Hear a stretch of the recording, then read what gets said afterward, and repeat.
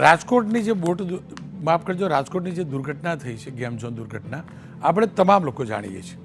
જગ્યા કોઈ માલિકીની હતી, એ જગ્યા ભાડે અપાયેલી હતી, એની ઉપર ગેમ ઝોનનું નિર્માણ થયું. ગેમ ઝોનના નિર્માણ સમયે કોઈ પણ પ્રકારની અનુમતિ નહોતી, એટલે પરમિશન માગવામાં જ નહોતી આવી કન્સ્ટ્રક્શન.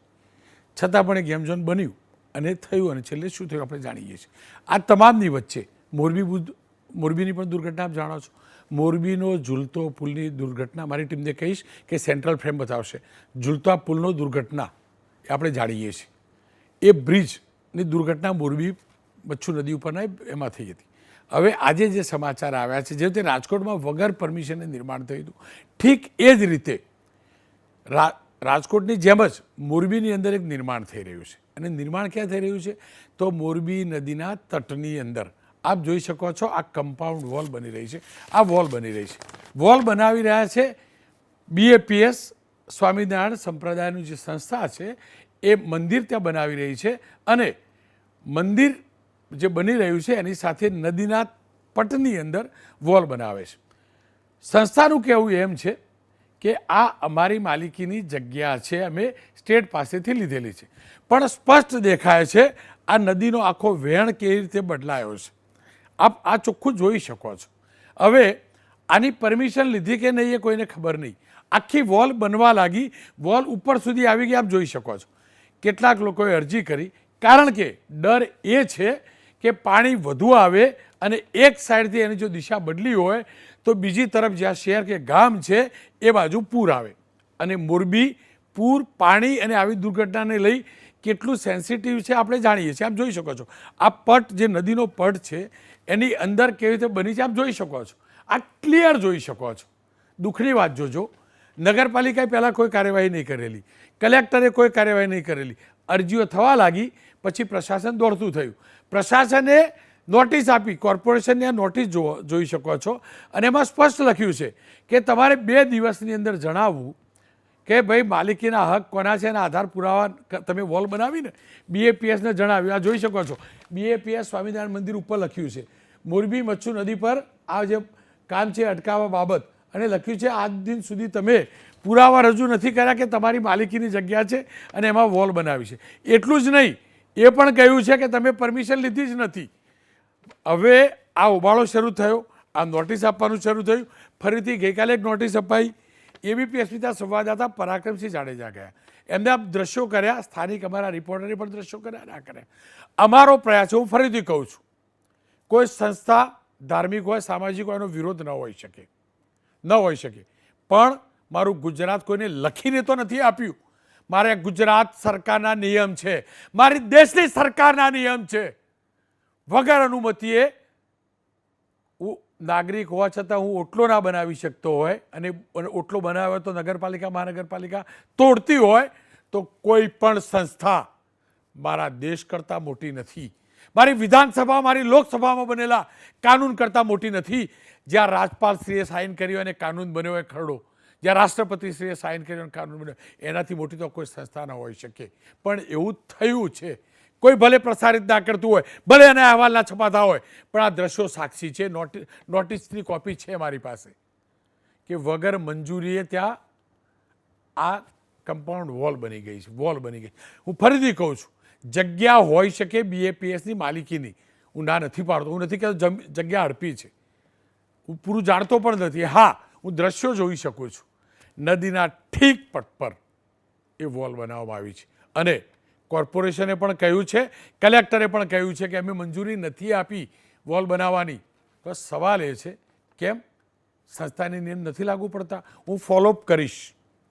જેને કડવું લાગવું એ કડવું લાગે, જેને મને શ્રાપ આપવો એ શ્રાપ આપે, કોઈની પાસે શક્તિ હોય તો.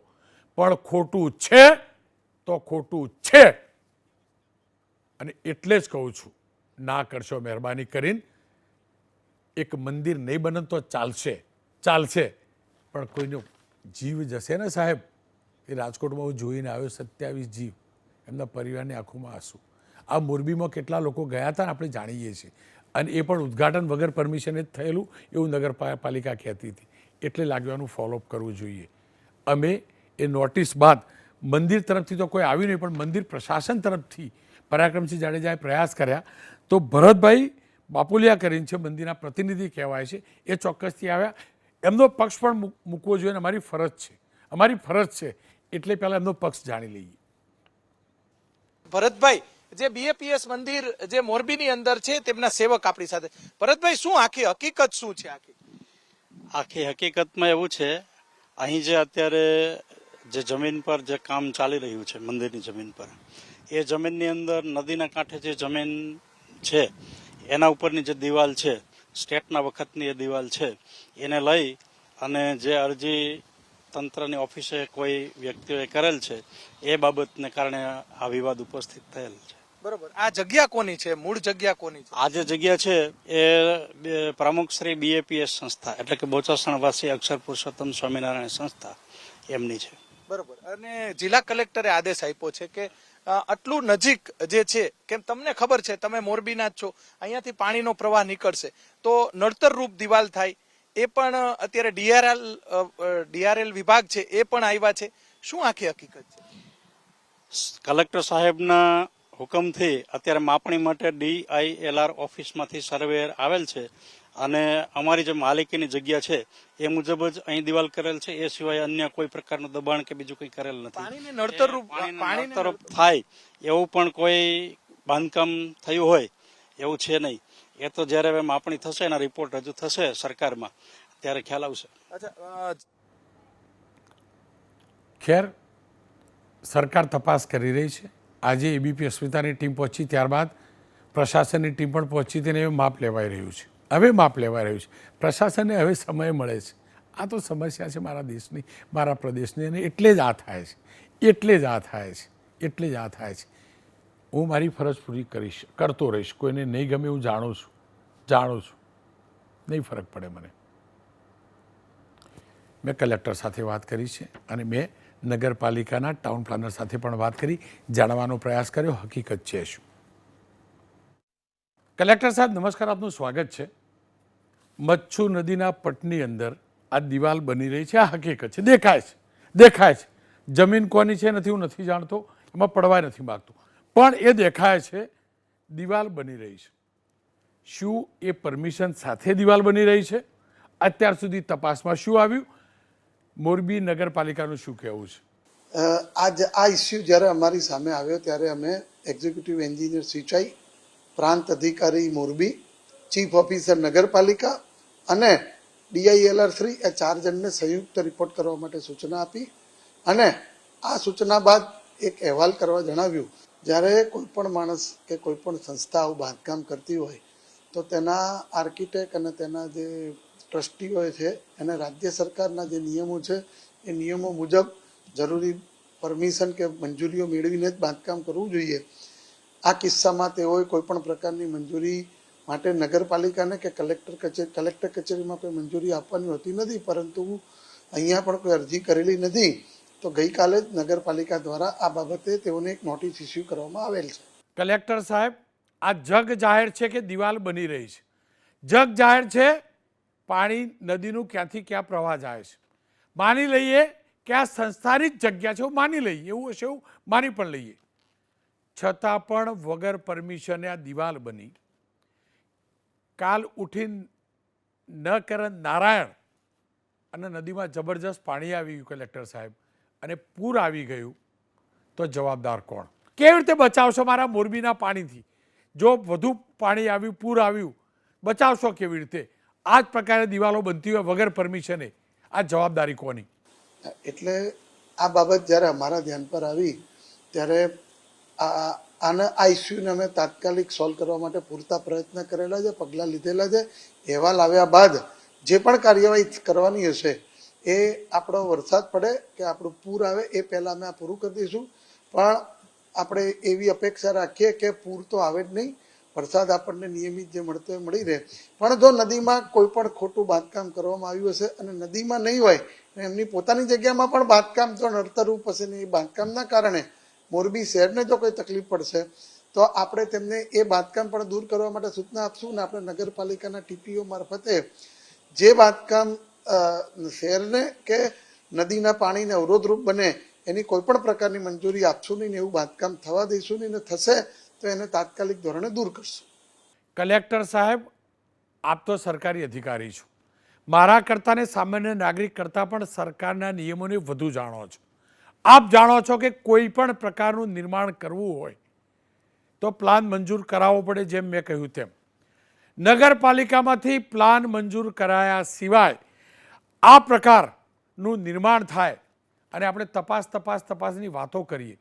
તમને નથી લાગતું મોરબી નગરપાલિકાએ જો પ્લાન મંજૂર નથી થયો, જો અરજી નથી થઈ અને આ દિવાલ બની છે તો કોઈની પણ શેષરમ રાખ્યા વગર તોડવી જોઈએ? અને જો કોઈ શેષરમ રાખતું હોય તો એના વિરુદ્ધ કેવા પ્રકારની કાર્યવાહી થવી જોઈએ? હું ફરીથી કહું છું, માલિકીની જગ્યા હોઈ શકે પણ નિર્માણ વગર, પરમિશન વગર કોઈ ગરીબ માણસ સાહેબ ઓટલો બનાવે ને તો આપણે તોડી નાખીએ છીએ ને. ગરીબના ઘરનું સજુ બહાર નીકળે તોડી નાખીએ છીએ ને. અહીંયા તો આખી દિવાલ બની છે. શરમ કેમ રાખવાની? કેમ કાર્યવાહી નહીં કરવાની? આ બાબતે અમે બહુ સ્પષ્ટ અને કડક સૂચના આપેલી છે. કોઈની પણ શેષરમ રાખવાની નથી અને જે સાચું હશે એ જ કરવામાં આવશે, જે ખોટું હશે દૂર કરવામાં આવશે. અને જો સાચું નડતરરૂપ હશે ને તો પણ અમે બાય લોસ પ્રમાણે નદી કિનારે જે પણ બાંધકામ થતું હોય તો ત્યાં ઘાટ કે પગથિયા કે એ પ્રકારની અમે બાંધકામ કરવાની જ મંજૂરી આપશું કે જેનાથી ક્યારેય પણ પાણી આવે, આજે નહીં 10 વર્ષ પછી પણ પાણી આવે તો એ સ્વામિનારાયણ મંદિરના કારણે કોઈ અવરોધરૂપ ના થાય અને ગામના લોકોને કોઈ તકલીફ ના થાય એની પૂરેપૂરી કાળજી અને એના પૂરેપૂરી તકેદારીના પગલાં ભરવામાં આવશે. કલેક્ટર સાહેબ, તમે જાણો છો ને રાજકોટ ગેમ ઝોનમાં શું થયેલું? માલિકીની જગ્યા હતી, ગેરકાયદેસર નિર્માણ થયું હતું, સસ્પેન્ડ થયા ને, સસ્પેન્ડ થયા ટાઉન પ્લાનર, કમિશનરની બદલી થઈ ગઈ કોર્પોરેશનની. મારો સાહેબ આ જ સવાલ છે. દુર્ઘટના થઈ તો કાર્યવાહી થાય. અહીંયા માની લો કે જગ્યા છે આ લોકોની, પણ આ નિર્માણ પણ થઈ ગયું ને અને પરમિશન નથી મળી, નગરપાલિકાએ નોટિસ ક્યારે આપી બધાને કીધા પછી? તો મારે એ જ કહેવું છે, જે પણ નગરપાલિકાના અધિકારીઓ બધું ચાલવા દીધું એમના વિરુદ્ધ કાર્યવાહી કેમ નહીં? હું ફરીથી કહું છું, પ્લાન મંજૂર નથી થયો એવી નોટિસ આપવામાં આવી છે, માલિકીની વાત પછી છે, નિર્માણ થઈ ચૂક્યું છે, તો નિર્માણ થવા દીધું એ કોર્પોરેશનના અધિકારીઓ વિરુદ્ધ કાર્યવાહી કેમ નહીં? હવે આનો જ્યારે અહેવાલ મળશે અને જે પણ અધિકારીઓ પછી એ સિંચાઈ વિભાગના નદી જેનામાં પડતી હશે એ અથવા નગરપાલિકા જે પણ અધિકારીઓની જો કસૂર હશે તો એમની સામે સખતમાં સખત પગલાં ભરવામાં આવશે અને એનો રાજ્ય સરકારને તાત્કાલિક રિપોર્ટ કરવામાં આવશે અને એવા પગલાં ભરશું કે ભવિષ્યમાં કોઈ પણ માણસ આ પ્રકારની ક્ષતિ કરે નહીં. અને હું આપના મારફતે સમાજના લોકોને, આર્કિટેક્ટશ્રીને, એન્જિનિયરોને પણ વિનંતી કરીશ કે જ્યારે તમે આ પ્રકારની પ્રવૃત્તિ કરતા હો ત્યારે આપ તો એક બહુ પ્રબુદ્ધ નાગરિક કહેવા, આપ લોકો પ્રોફેશનલ્સ છો, આપ જ્યારે આર્કિટેક્ટ તરીકે આવી કામગીરી કરતા હોય ત્યારે આપે પણ ગામની સેફટી પહેલાં વિચારવી જોઈએ. તંત્ર પણ તંત્રનું કામ કરશે, પરંતુ સમાજમાંથી આવતો જે બુદ્ધિજીવી વર્ગ છે એને પણ પોતાના આ પ્રકારના જે એમને વર્ક ઓર્ડર મળતા હોય છે એમાં પણ યોગ્ય રીતે સરકારના નિયમોનું પાલન કરીને કાર્યવાહી કરવી જોઈએ. કલેક્ટર સાહેબ, આ સંસ્થા એટલે કે મંદિર પ્રશાસન, એમના લોકો સાથે પણ તમારી વાત થઈ હશે ને, એમનું શું કહેવું છે? આ બાબતે મારા મંદિરના કોઈ પણ વહીવટવાળા કે કોઈ પણ એમના ટ્રસ્ટી સાથે કે કોઈ પણ સ્વામીશ્રી સાથે હાલ સુધી તો વાત થયેલી નથી, પણ જ્યારે જરૂર પડશે ને આવતીકાલે રિપોર્ટ આવશે તો હું અમારી ટીમ સાથે આ સ્થળની રૂબરૂ મુલાકાત કરીશ અને જે પણ કાર્યવાહી કરવાની હશે પ્રજાની તરફેણમાં અને ગામને નુકસાન ના જાય એ તમામ પગલાં માટેની સૂચના આવતીકાલ સુધીમાં અમે આપી દઈશું. ખેર, આખો મામલો જિલ્લા પ્રશાસન કરતાં વિશેષ નગરપાલિકા સાથે જોડાયેલો છે, ટાઉન પ્લાનિંગ સાથે પણ જોડાયેલો છે અને એ જાણવું સમજવું જરૂરી છે કે કયા પ્રકારની મંજૂરીઓ લીધી છે અને કયા પ્રકારની મંજૂરીઓ નથી લઈ. વિનયભાઈ મારી સાથે જોડાય છે, ટાઉન પ્લાનિંગ ઓફિસર છે. વિનયભાઈ, નમસ્કાર, આપનું સ્વાગત છે. મારે એ જ જાણવું છે, BAPSનું આ મંદિર બની રહ્યું છે, કમ્પાઉન્ડ વોલ બની રહી છે, બની ચૂકી છે લગભગ, એનું એક્ઝેક્ટ સ્ટેટસ છે શું? કયા પ્રકારની નોટિસ આપવામાં આવી છે અને કયા પ્રકારની મંજૂરી આ સંસ્થા દ્વારા લેવામાં આવી છે અથવા નથી લેવામાં આવી? જી, આ જે બાંધકામ થઈ રહ્યું છે એને 2023માં મોરબી નગરપાલિકા દ્વારા બાંધકામ પરમિશન લીધી હોય કે જે બી આધાર પુરા હોય એ રજૂ રાખવા જણાવેલ. ત્યારબાદ જેઓ સી દ્વારા 2023માં લેઆઉટની પરમિશન તો લીધી છે, પરંતુ ત્યારબાદ બાંધકામ પરમિશન લેવાની હોય એ જેઓસી દ્વારા લીધેલ નથી, જેના દ્વારા નગરપાલિકા દ્વારા સોમવારે બાંધકામ પરમિશન બાબતની બંધ કરવાની એક નોટિસ આપી છે. અને જે અન્વયે જે નદીના પટ પર બાંધકામ થઈ રહ્યું છે જેના માટે મોરબી પ્રાંત દ્વારા કમિટીની રચના કરવામાં આવી છે, જેમાં DILR મોરબી, મામલતદાર તથા મોરબી નગરપાલિકા ચીફ ઓફિસર દ્વારા, અને એ કમિટીમાં નિર્ણય એવો આવ્યો હતો કે એમાં માપણી કરાવવાનું પહેલાં રહેશે કે જે બાંધકામ થઈ રહ્યું છે એ કોની માલિકીમાં થઈ રહ્યું છે, એમની જ માલિકીમાં છે એ બીજામાં છે. એટલે એના દ્વારા આજરોજ માપણી થઈ છે. આ લોકોએ જે પ્લાન મૂક્યો હશે કે અથવા પરમિશન માગી હશે કે નથી માગ્યું નથી જાણતો, પણ શું વોલ બનાવવા માગે છે એવી પરમિશન લીધી છે ખરી? એવી પરમિશન તમારા વિભાગ તરફથી, ટાઉન પ્લાનિંગ તરફથી અપાઈ છે ખરી? ના, એ પરમિશનમાં અમે જે બી પરમિશન આપીશું એ નદીના પરથી 30 મીટર અંદર કંટ્રોલ લાઇનમાં જ પરમિશન આપીશું, અને એવી કોઈ પણ પરમિશન નગરપાલિકા દ્વારા આપવામાં આવી નથી. તો સાહેબ મારે આ જ જાણવું છે, વગર પરમિશને કન્સ્ટ્રક્શન થયું, આટલા લાંબા સમયથી કન્સ્ટ્રક્શન થયું, તો તપાસ શેના માટે? એક કોઈ પણ દુકાનદાર નાની એમથી દુકાનનું સજ્જું કાઢે, ગરીબ ઘરનું બહાર કાઢે તો આપણે તોડીએ ને. વગર પરમિશને સાહેબ આખી દિવાલ બની ગઈ, નગરપાલિકાના ધ્યાનમાં એને આવ્યું? ના, એનું હવે એ જ હમણાં કમિટી રચાઈ છે, એમાં જે માપણીના આધારે ખ્યાલ આવશે કે એ દિવાલ કોના માલિકીમાં છે, એના આધારે કમિટીમાં પછી આગળનો નિર્ણય લેવામાં આવશે. સાહેબ મારો સવાલ કોની માલિકીનો નથી, મારો સવાલ એ જ છે વગર પરમિશને નિર્માણ થયું એ હકીકત છે ને સાહેબ? જી, એમાં અમે ઇરિગેશન વિભાગને બી જાણ કરી છે અને એની નોટિસ બંધ કરવાની નોટિસ પણ આપી છે નગરપાલિકા. નહીં, પરમિશન વગર આ દિવાલ બની કે ના બની મને કહો. કોર્પોરેશનમાં પરમિશન નહીં આપેલી, માગી પણ નથી, આપી પણ નથી, છતાં પણ આ દિવાલ બની? જી, એ અમારી એ જ ભૂલ છે, પણ અમે એ અટકાવવાની નોટિસ આપી દીધી છે. નહીં ગરીબ, તમે અટકાવવાની નોટિસ આપી સાહેબ, આ તો બધી લોકોએ અરજીઓ કરીને પછી આપી સાહેબ, એ પહેલાં કોઈ કાર્યવાહી નહીં થયેલી. આ રાજકોટવાળું ખબર છે ને, એ ગેમ ઝોન પણ તો એની માલિકીની જગ્યા ઉપર જ બનેલું, પણ વગર પરમિશને બનેલું. હું તમને આ તો કહેવા માગું છું સાહેબ, વગર પરમિશને માલિકી ઉપર દિવાલ પણ બનાવી દે, ટાઉન પ્લાનિંગને નુકસાન કરતી હોય અને નદીમાં પૂર આવશે, જવાબદાર કોણ સાહેબ? એના માટે અમે આગળ કાર્યવાહી કમિટી રચી છે, એમાં આગળ કાર્યવાહી તરત જ અમે તાત્કાલિક કરીશું. ખેર, એ રિપોર્ટની રાહ જોવામાં આવશે. હું ફરીથી કહું છું, હું જરાય નથી કહેતો કે જમીન હડપીને બનાવી છે, હું જરાય નથી કહેતો, મારી જોડે કોઈ પુરાવો નથી. હા, હું એટલું સમજ્યો છું કે નગરપાલિકા પાસેથી મંજૂરી લીધા સિવાય એ દિવાલ બની છે અને ટ્રસ્ટ એમ કહે છે કે જૂની હતી એને ઉપર વધારી છે. ખેર, આખો મુદ્દો સમજવો એટલે જરૂરી છે કે ગેરકાયદેસર નિર્માણ, વગર મંજૂરીના નિર્માણ જીવલેણ સાબિત થાય છે, દુર્ઘટના નોતરે છે. પ્રદીપભાઈ પાઠક સાહેબ મારી સાથે જોડાયા છે, નિવૃત્ત કાર્યપાલક ઇજનેર છે. પાઠક સાહેબ, આપનું સ્વાગત છે. સર, આપ તો ડિપાર્ટમેન્ટની સારી રીતે જાણો છો, નિયમોની સારી રીતે જાણો છો, નદીથી કેટલા દૂર કન્સ્ટ્રક્શન થવું જોઈએ, નદીનું વેણ ન બદલાય જોવું જરૂરી કેટલું છે જાણો છો. મચ્છુની આ મોરબીની મચ્છુની નદી કેવી દુર્ઘટનાઓ છે એ પણ જાણો છો. આપ શું માનો છો? તમને શું લાગી રહ્યું છે? હું ફરીથી કહું છું, હજી નિર્માણ પોતાની જમીન કે નદી? જી નમસ્કાર રોનકભાઈ. જી નમસ્કાર. તમે આ રીતે બહુ સરસ ઇસ્યુ લઈને આવો છો એ બદલ તમને ખૂબ ખૂબ અભિનંદન. પહેલી લાઈવ અવેરનેસમાં. બીજું અગત્યની વાત કહું કે મેઇન આનો હું પર્દાફાશ કરવા માગું છું કે નરી આંખે સ્પષ્ટ રીતે દેખાય છે કે આખું જ સ્ટ્રક્ચર જે રિવરમાં બાંધેલું છે, જે ઇલીગલ છે. અગત્યની વસ્તુ એવી છે કે જ્યારે ગુજરાત સ્ટેટ બન્યું ત્યારે પછી સરકારશ્રીએ 1961 પછી આમાં 181 રિવર બેઝિનને રિવર નોટિફાઈડ કરી છે. હવે રિવર નોટિફાઈડ હોય એટલે એની કોઈ પણ વસ્તુ જો બાંધવી હોય તો ઇરિગેશનની ડિપાર્ટમેન્ટની સેક્રેટરીની મંજૂરી લેવી પડે. આ માલિકી જે છે રિવરની, આખા ગુજરાતની 181 રિવર બેઝિનની માલિકી સચિવશ્રી ઇરિગેશન ડિપાર્ટમેન્ટની છે, એટલે એની મંજૂરી જોઈએ, એ સિવાય બીજા કોઈની મંજૂરી આમાં ચાલે નહીં. બીજું તમને કહું કે જે રીતે બન્યું છે આને લીધે જે ડાયવર્ઝન ફ્લડનું થાય અને જે એફ્લક્સ બને એને લીધે જે મોટી તારાજી થાય એની તમને એક હિસ્ટ્રીની વાત કરું. 1972માં મચ્છુ ડેમ બન્યો ત્યારે ઇરિગેશન ડિપાર્ટમેન્ટે 100 વર્ષના ફ્લડનો અભ્યાસ કરીને આશરે 3-1 લાખ ક્યુસેકનું પાણી જાય એવી વ્યવસ્થા સાથે ડેમ બાંધ્યો હતો. હવે 79માં જ્યારે ફ્લડ આવ્યું અને આખો મચ્છુ ડેમ તૂટી ગયો ત્યારે એ 6 લાખ ક્યુસેક ફ્લડ આવ્યું હતું. હવે તમે વિચાર કરો કે જો ફરી ખરેખર 6 લાખ ક્યુસેક પાણી આવે તો આને લીધે શું થાય ને શું હેવોક થાય એ તમે વિચારી શકો છો.